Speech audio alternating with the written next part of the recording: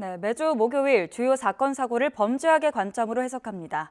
오윤성 순천향대 경찰행정학과 교수와 함께 이야기 나눠보겠습니다. 어서 오세요. 네, 안녕하세요. 네, 오늘은 어제 전해진 충격적인 소식에 대한 이야기부터 해보도록 하겠습니다. 배우 이선균 씨가 숨진 채 발견됐습니다. 마약 투약 혐의 관련해서 보도가 나오고 경찰 수사 시작된 지 약 2달 만이죠. 예, 그렇습니다. 지금 이제 경찰이 연예인 마약 수사와 관련돼서 내사를 시작을 한 것이 지난 9월이었어요. 예. 그러다가 이제 10월 19일 날 톱스타에 대한 그 마약 수사 내사가 있다라고 하는 그 언론 보도가 있었고요. 그리고 이제 10월 20일 날 이선균 씨 측에서 2명에 대해서 협박 공갈 혐의로 고소를 했습니다. 그리고 이제 10월 23일 날 이선균 씨는 피의자 신분으로 전환을 해서 10월 28일 날 1차 소환 조사를 받았고요. 그 당시에 간이검사에서는 음성이 나왔고 또 이제 11월 4일 날 2차 소환 때에는 자기는 그 마약인 줄 모르고 먹었다 이렇게 진술을 했었고요. 그리고 이제 지난번에 3차 소환 그 조사인 12월 23일에 23일 날부터 해서 24일 날 새벽까지 19시간 강도 높은 그 수사를 받았죠. 그러다가 10월 27일 날 아내를 향해서 이것밖에 방법이 없다, 어쩔 수 없다라고 하는 이런 그 메모 형식의 유서를 남기고 집을 나갔다라고 해가지고 바로 이제 그 어제 오전 10시 12분에 매니저로부터 경찰에 112 신고가 됐고요. 경찰은 이제 위치 추적을 통해서 바로 10시 30분에 종로구 와룡공원 인근 노상 주차장에서 그 차 안에서 이선균 씨를 발견한 그런 안타까운 사건입니다. 예, 조사가 시작된 지 69일 정도 만에 이제 극단적인 선택을 한 건데요. 수사 이제 내용과 또 진술 내용을 한번 짚어보도록 하겠습니다. 일단 3차 소환 조사 당시에 19시간 조사를 받고 귀가를 했는데요. 그 당시 3차 조사 핵심 내용이 뭐였습니까?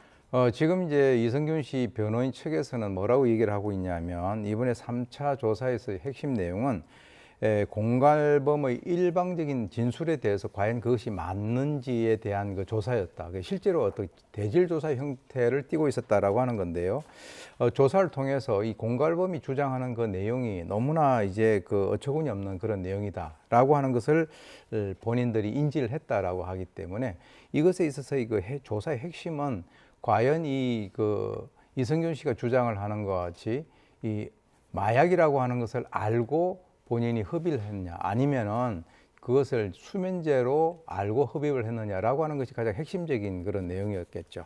예, 그러면 이제 엊그제죠 26일에는 어떤 이제 보도에 따르면 이선균 씨가 마약 투약 의혹 관련해서 결정적인 진술을 했다. 또 이런 보도가 나오기도 했습니다. 네, 이제 그게 지금 이미 구속된 그 유흥업소 실장이 얘기를 하는 것은 이선균 씨에 대해서 케타민이라고 하는 것에 대해서 얘기를 했더니 그것에 대해서 상당히 궁금하다라고 해서 구해주고 그것을 빨대를 이용해서 흡입하는 것을 봤다 이렇게 얘기를 했단 말이죠. 그런데 이제 이선균 씨 같은 경우는 5번이 아니고 그것은 4번 만났고 1번 정도는 나는 그것이 실제로 수면제인 줄 알고 이렇게 했다라고 하는 이 사실이 뭐 언론에서 보도가 됐죠. 예, 그래서 이제 그것이 좀 상당히 여러 가지 논란을 일으키고 있습니다. 그러면 이선균 씨 주장은 이제 무언가 흡입을 했지만 마약인 줄 몰랐다는 취지로 이야기를 했기 때문에 고의성을 부인을 한 거죠. 그렇습니다. 네, 그러면 이선균 씨 마약 투약 의혹에 대해서 지금까지 그럼 정확히 드러난 건 어떤 게 있습니까?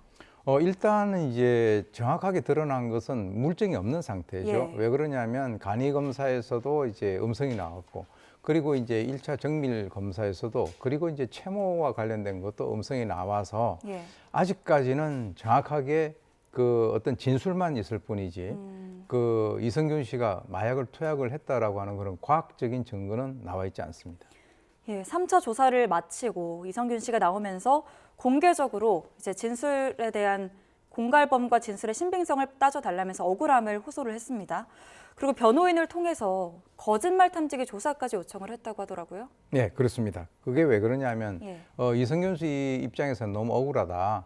그렇기 때문에 지금 이제 이렇게 얘기를 했죠. 자기와 공갈범 사이에 있어서의 그 진술의 신빙성이 과연 어디에 있는가에 대해서 경찰 수사를 통해서 좀 더 밝혀달라, 부탁드린다라고 했기 때문에 아마 이선균 씨 입장에서는 그 나름 상당히 그 억울한 그런 점이 많았던 것으로 보입니다. 근데 사실 거짓말 탐지기 조사라는 거는 원래 법정에서는 큰 효력이 있진 않잖아요. 그렇습니다. 그러면 그거를 요청했다는 거는 그만큼 이제 억울함을 호소하기 위한 거였다고 봐야 될까요? 통상적으로 이제 그 거짓말 탐지기의 증거 능력이라고 하는 것은 법정에서 인정이 되지는 않지만 예. 그리고 이제 두 사람 사이에 있어서 진술의 다툼이 있을 때 한쪽에서 거짓말 탐지기 조사까지 해달라라고 요구를 하는 것은 그만큼 본인이 상당히 억울하기 때문에 예. 그것에 대한 어떤 과학적인 증거에 대한 도움을 받겠다라고 하는 그런 의미로 해석을 할 수 있겠죠. 예, 그렇게 억울함을 호소하면서 추가 조사 의지까지 어떻게 보면 보였다고 할 수 있겠는데 그럼에도 이제 극단적인 선택을 한 이유는 어디에 있다고 볼 수 있을까요? 일단 이제 우리가 그 24일 날 그 3차 소환 조사 끝났지 않습니까? 예. 그리고 이제 26일 날 집을 나가기 전까지 그 상황에서 어떤 일이 있었냐 하는 것을 따져볼 필요가 있는데요. 아까 말씀드렸듯이 뭐 언론에서 이제 이 빨대를 이용해서 흡입을 했다라고 하는 그런 보도가 하나 있었고 예. 또 이제 한 그 유튜브 매체에서 지금 구속당한 그 유흥업소 실장과 이성균 씨가 통한 그 내용이 예. 녹취록이 이제 몇 개가 이렇게 공개가 됐습니다.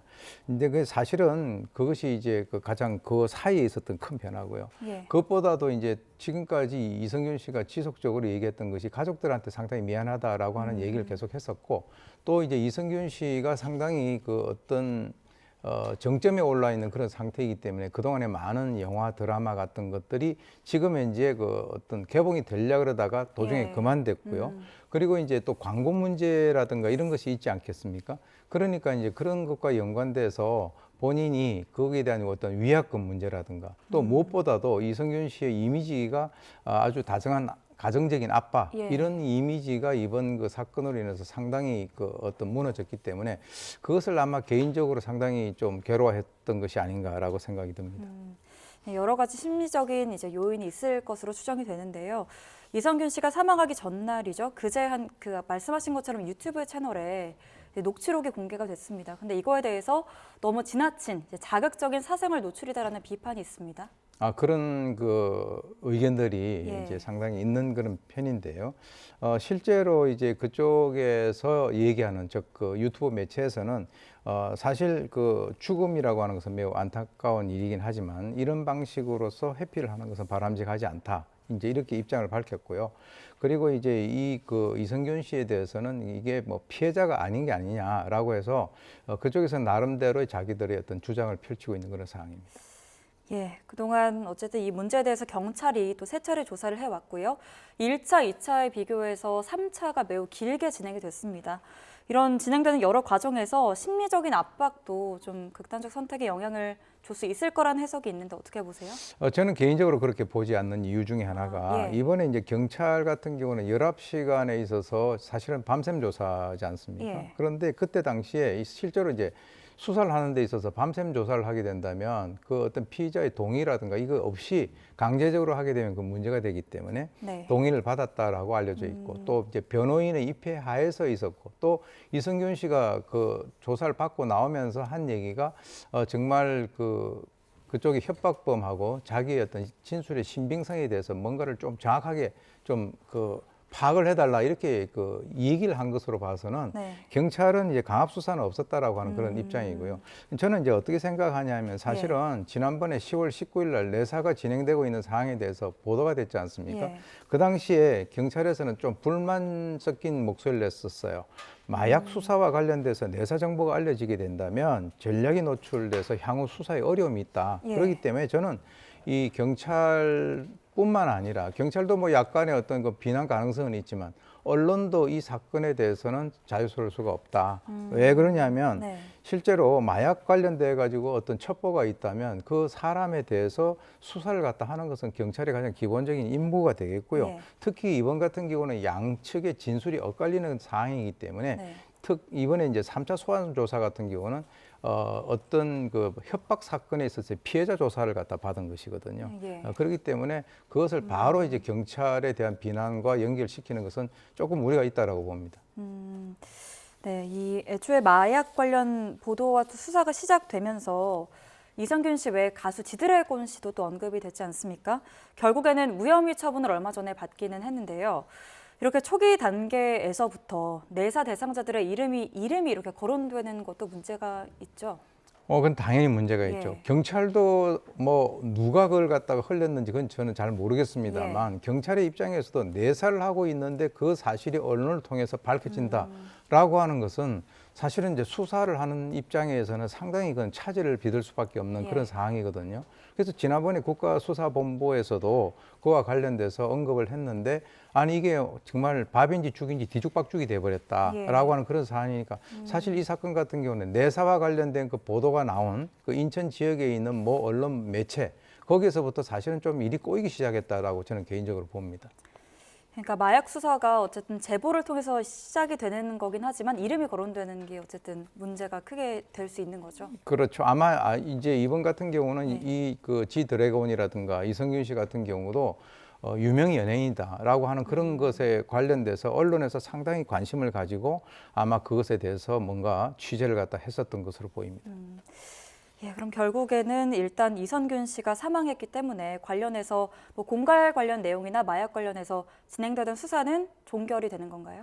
일단 이제 이성균 씨가 이제 사망을 했기 때문에 예. 이제 그 지금 공소권 없음, 즉 다시 말해서 사망을 했기 때문에 기소를 할 수가 없는 그런 상황이잖아요. 그러니까 수사의 그 실익이 없다라고 판단했기 때문에 그건 당연히 이제 공소권 없음으로 종결되는 것은 사실입니다만 지금까지 이성균 씨를 협박을 했었던 그 공갈 협박에 관련된 수사 예. 그리고 이제 그 마약 수사와 관련돼서 관련돼 있는 다른 사람들에 대한 수사는 이러한 이성균 씨의 상황과 상관없이 수사가 진행되는 것으로 그렇게 알고 있습니다.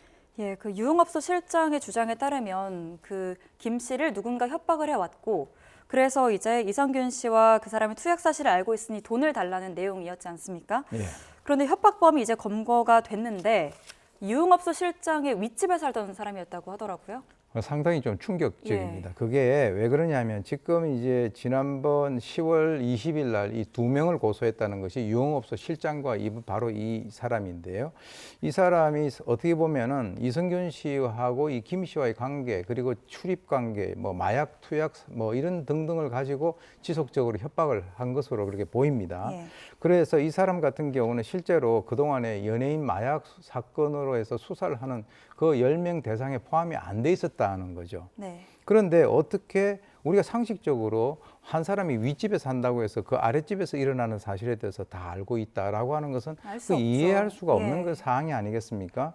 그래서 어떻게 그 구체적으로 그 내용에 대해서 알 수 있었는지 글쎄요. 지금 이제 제가 봤을 때는 이거는 제 개인적인 추정이긴 합니다만 네. 유흥업소 김 씨라고 하는 그 사람이 좀 이렇게 그 사람하고 평소에 친분이 있지 않았는가.